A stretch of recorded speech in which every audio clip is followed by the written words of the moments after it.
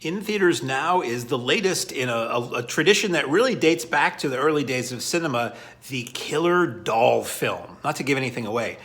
M3GAN is the latest in this series. In the 80s, you had the Puppet Master films, and you had Dolls, the Charles Band film, and you had the Child's Play movies, and before that you had Dead of Night, and you had Killer Ventriloquist movie. You had a lot of killer doll is not a new thing. Attack of the Puppet People. I get choked up when I talk about Mexican horror films. You had Attack of the Puppet People. Curse of the Doll People, I'm sorry. Attack of the Puppet People was about little tiny people as a separate genre altogether. This is not a little tiny person, although she's not as tall as... Anyway, this is M3GAN. This is... okay, so here's the deal. I was not going to go see M3GAN. I saw the initial trailer for M3GAN, and I thought, this looks stupid. It looked lame and cheesy, and I don't want to know about it. And weeks went by, and M3GAN came out.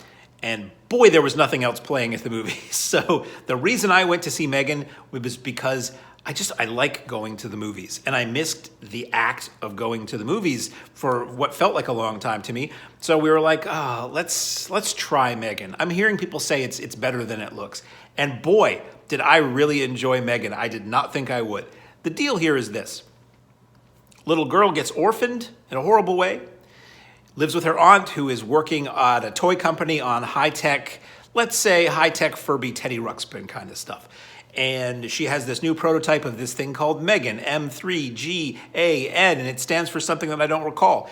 And it's basically a living doll who is pretty human-like, but still looks like a doll, but has AI, very complicated, expensive AI that allows her to learn and just become like a kid's best friend. Think Chucky, think My Buddy, think the baseball kid, only I don't think she pitches. She pitches a fit. And it's that kind of thing. And so the film, basically the scenario is this little girl is given this prototype doll that the toy company doesn't know about, but it's going to be the big thing that saves this toy company, and the big thing that saves this little girl's aunt's job, and it's going to be the revolutionize the toy industry, and it's going to be the thing everybody wants. It's going to be the high-ticket item everybody needs to have. So the little girl bonds, as was hoped, with M3GAN, and M3GAN is very, very protective. M3GAN will do anything to make sure no harm comes to this little girl. And it's a horror movie, so we kind of leave the plot at that. This is a very funny movie. This is a film that I did not expect would be funny. The trailers didn't lead you to believe they might be. I mean, it had the character saying like something kind of quirky before she went after somebody, but you figure that's just the way horror movies tend to be. I was laughing from like minute one. The movie opens with a commercial for one of the products that this toy company has out, and it's knowingly funny. This film plays it straight the whole time. It's not a flat-out comedy. I would call it more horror comedy than straight horror, but it plays it all with a straight face, and it gets really outrageous and extreme. Not ridiculous, not like later Child's Play ridiculous and extreme, just like intense and over the top, and it's a full-on horror movie. Now, some serious horror fans or horror fans who fashion themselves as very serious are offended out of the gate that this film is rated PG-13 and it's not rated R, because how can a horror movie not be rated R and not be filled with profanity and gore and nudity? And I'll say, boy, how did The Haunting ever become a great movie in 1963? How did Psycho be a great movie? You don't need all of those things to make a great horror movie. It might make them more fun, but I think it's entirely possible to craft a very deep, or not deep, but a very disturbing, creepy, effective, exciting film without going into the R-rated territory. Some people who were brought up on slashers and think horror movies began and ended in the 80s with slasher films may disagree with me, but I look at the whole width and breadth of horror films, and I think about stuff that scared the hell out of me on TV as a kid, and then like The Night Stalker and Don't Be Afraid of the Dark and old 70s, 80s TV movies. Those were PG all the way, and those could be very disturbing. So M3GAN apparently was originally slated to be an R-rated film, written to be an R-rated film, but they hoped that they would land the teen audience, wider potential income if you're not excluding anybody from paying to see a movie. So they went the PG-13 route.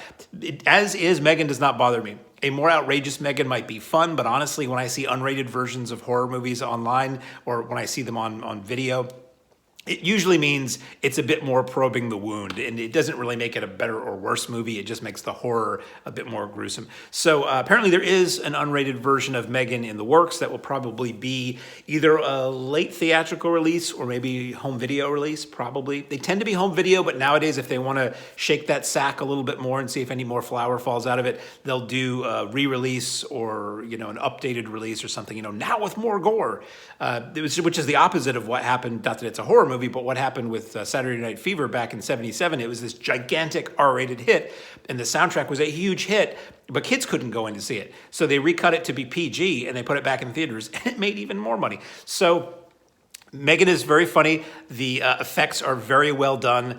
I thought from the original trailer that it was going to look really bad with like a CGI face on a little girl's body. It didn't really bother me so much. There might have been one or two moments where it didn't quite jive, but overall the effects are very well done. Performances are very good. It made me giggle. It was so dark and gruesome, and you could see where it was going at times. It just made me giggle.